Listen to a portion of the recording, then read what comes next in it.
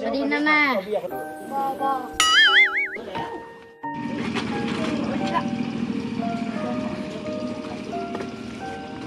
ก็ยังบอกว่าบอบอว่าไปเขาดีเป็นน้ำมึงนั่นแหละ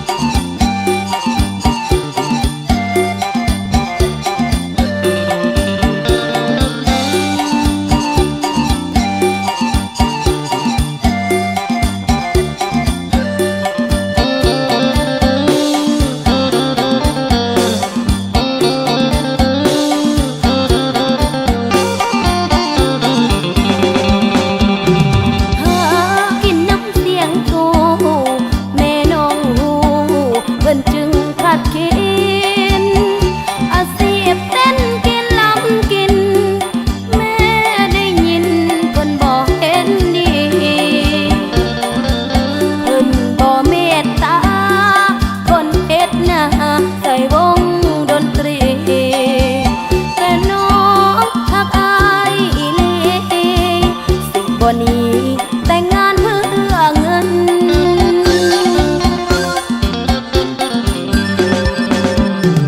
ย้อนว่าน้องหาผู้ว่าไอ้สู่หาเงินหลายทางกลางเวรเฮ็ดงานแน่นอังว่างกลางคืนห้องลำหาเงินเทียบโหมเงินคำหวังนำไปแต่งลูกสาวเพิ่นทั้งแม่น้องนี้เพิ่นมาแต่น้องนี้เลือกเอาอายแล้วอย่าตกใจว่าอาชีพอายบ่มั่นคงแต่น้องมักอายมั่นคงคุณคงส่งให้ดีหลายแนวถึงแม่น้องสั่งคนซื้อเท่าสากได้ห่างเท่าแมวเห็นความดุมันอายแล้วจึงเอามาเฮ็ดแนวดังหวัง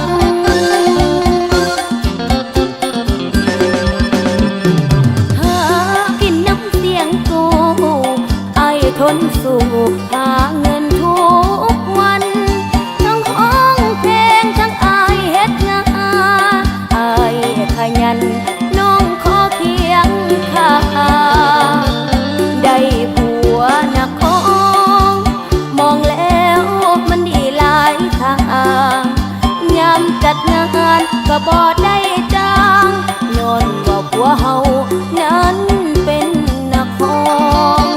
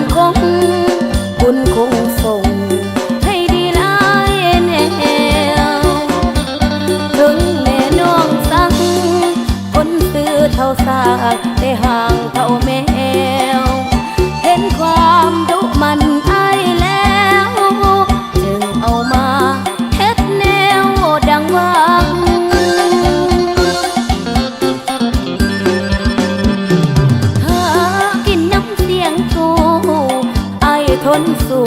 หาเงินทุกวันทั้งห้องเพลงทั้งอายเฮ็ดงานอายขยันน้องขอเคียงข้างได้ผัวนักของมองแล้วมันดีหลายทางยาม จัดงานก็บ่ได้จ้างย้อนว่าผัวเฮา